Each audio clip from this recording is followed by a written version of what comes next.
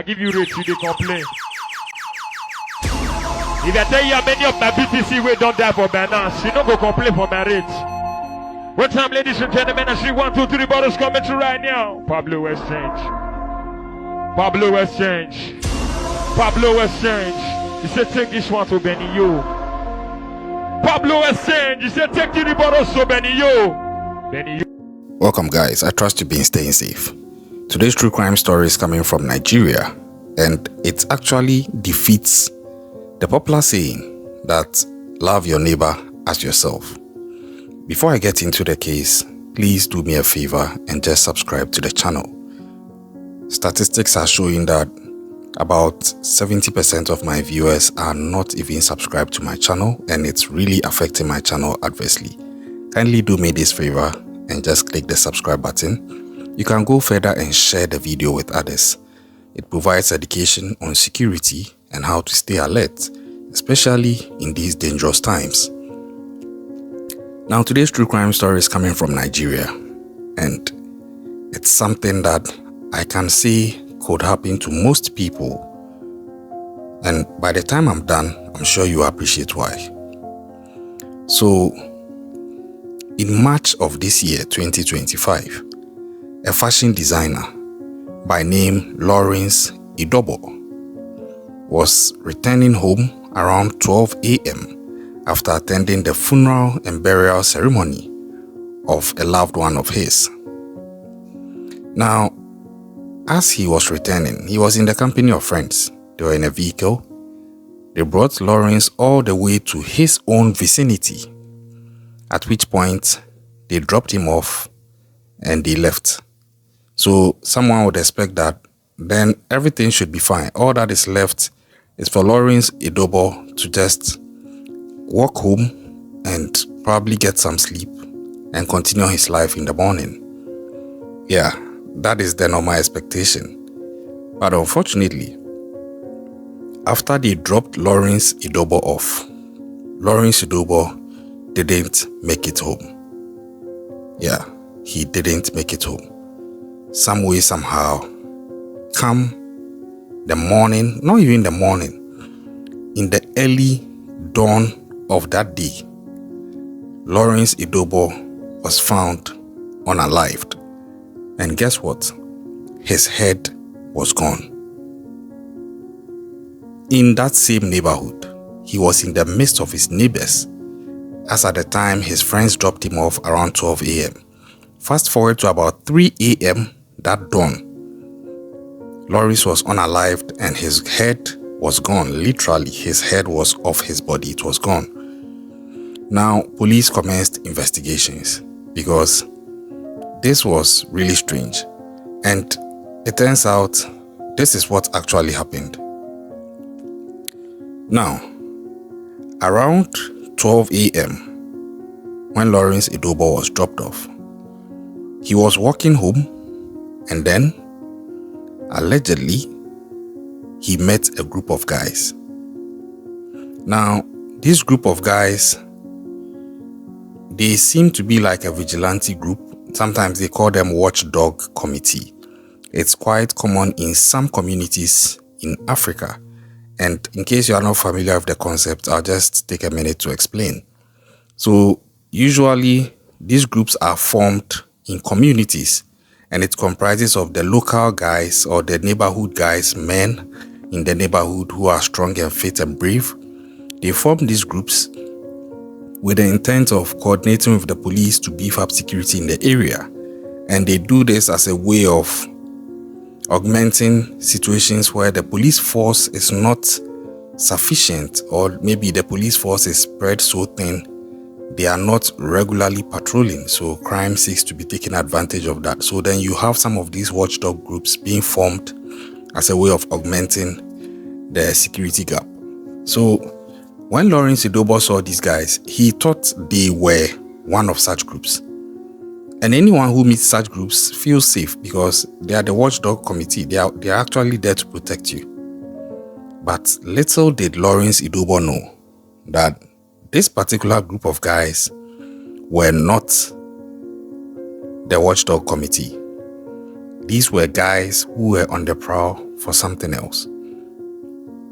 Now, per investigations, it turns out that at this point in time, they started trying to accost Lawrence Edobor, and he picked up on the signal that no, these guys are not who I thought they were. They're actually not the good guys, but the bad guys.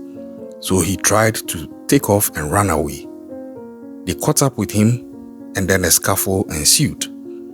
Now, in the resulting scuffle, bear in mind, Lawrence Edobor at this point is alone. He's just one guy, and he's 43 years old. He's a bit older.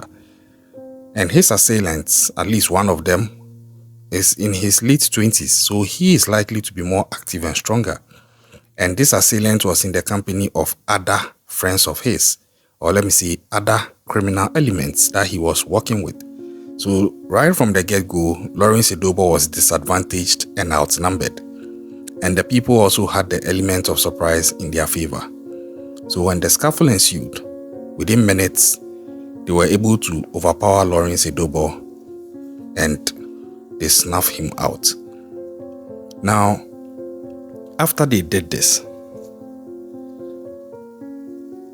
fortunately, a patrol team was also nearby. And they happened to bump into these guys just after they were done dealing with an unaliving Lawrence Edobor. At which point, they started pursuing these guys and the guys fled. But one of them was not lucky. He was caught by this patrol team, and his name is Uwadia Erubiwa. Uwadia Erubiwa. Now, Uwadia is 27 years old, and he's the guy you saw at the beginning of this video spraying cash at a ceremony. Now, when Uwadia was caught, it turns out that he had a polythene bag with him, and this patrol team searched the bag, at which point they found this part of Lawrence Edobor in the poly bag. It was actually his head. So they had literally snuffed him out, unalived him, and taken his head. And the strong suspicion here is that they were going to use it for money rituals. I have a number of videos on my channel linked to people's lives being taken by virtue of money rituals. Maybe if you are watching this from Europe or America or the UK, this may be a strange concept to you, where you may think, what has human parts got to do with money-making rituals? But in some parts of Africa, it's very common actually. I know this because I'm actually in Africa. It's very common actually, where some people believe that there are magic incantations and certain rituals that can be performed using certain specific parts of some people or humans, and based on that, it can generate immense wealth for you. Personally, I don't believe in it. I think it's barbaric, and I keep asking myself, if that concept is actually true, then you wouldn't have that spiritual person or that ritualist sitting in that dilapidated shrine and performing the ritual for others to get rich whilst he is in poverty. I think it's a simple equation to decode, because most often all the people who are deemed as ritualists who are able to allegedly perform these rituals for people to get that money are also poor. So I keep asking myself, if the ritual is actually true and proven and effective, then the ritualist should abandon the job because he should do it for himself and be rich and move on with his life. But that is just me thinking aloud. But then that was the suspicion here, because why else would Uwadia be in possession of somebody's head? So at this point, when the patrol team accosted and apprehended Uwadia started playing dumb. He told them that he doesn't even know. Initially, when they accosted him, they asked him where did he get the head from, at which point he took them to where the other remains of Lawrence Edobor was, and they saw the remains of Lawrence Edobor, that it was there without any head. So straight away, they recognize that no, then what Uwadia has in the polythene bag and the remains of the man they've seen, which he himself has gone to show them, is connected. So it tied Uwadia directly to the crime. But then, when he realized where things were going, he started playing dumb and said that he doesn't know anything about what has happened. And he was asked, then how come you have the head of this guy in a poly bag with you? And this was where it got funny, because Uwadia couldn't explain.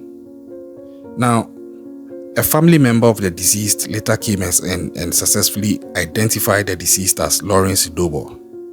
And guess what? Eyewitnesses indicated that they actually heard and saw what was happening. They saw the scaffold, they saw men shouting, and all of a sudden they heard one give a loud scream and there was total silence. I think that was at the time that they unalived Lawrence Edobor and snuffed him out. And the other shocking thing is, this key suspect, Uwadia Eribua, is actually allegedly staying in the same street as the victim, Lawrence Edobor. Now, take that fact or take that allegation and put it side by side with the statement that we should love our neighbor as ourselves. Because this is your neighbor taking your head. And he literally did. He is under arrest. Investigations are ongoing. His other colleagues or suspected accomplices fled the scene. But I'm sure that once the police have Uwadia, they are going to use him to get the rest. And I'm hoping they do, because this thing is so high right now. It's so much rampant in most of the African countries. And most often, you are not really sure who is going to be the next culprit, because they are living amongst everyone in the society. Until they commit the crime, they look like normal people, they behave like normal people. You would only know they've done something like this when they do it and they get caught. Some don't even get caught. Some have not been caught yet. Some will get caught, will be caught later, and you realize that might be the 15th time or the 20th time they've done that. And I keep asking myself, how can this be? Because every time they get away with such a crime, a family somewhere has lost a loved one. And that is crazy. And some of this is coming from most men of today being very lazy and not being ready to do the hard work, especially the youth. Some of the youth that are coming up. Some are really hardworking. Some too don't want to do any hard work, but they want to ride around in cars that senior people who have done the hard work are driving. And it's very sad. And I think that most of such people are also being wrongly influenced by what they see on social media, instead of appreciating the fact that they would have to do the work and get the benefit of it. They just seek to get the benefit without doing the work. And that is what triggers some of these crimes, trying to reap where they haven't sown. As it stands now, in the eyes of the law, Uwadia is still innocent until proven guilty. So the investigations are ongoing, and as has been the case, I'm following the case. As and when there are any updates, I'll let you know. But please share this video. It doesn't matter that you are not in Africa and some of these ritual things may not be prevalent at where you are. But in Africa, it may be money ritual related, but maybe in Europe or America, it may be something else. It still comes back to being very careful and playing it safe at dawn when you are outside, at night when you are moving with friends. That is where the fundamentals are. As to what form of crime it can lead to, I think that will be more peculiar to where you find yourself across the world. Subscribe if you are yet to do so. Hit the notification button, share our videos, leave your comments in the comment section. Is this a strange concept to you, or are you familiar with the concept of money rituals? I'll catch you on the next one.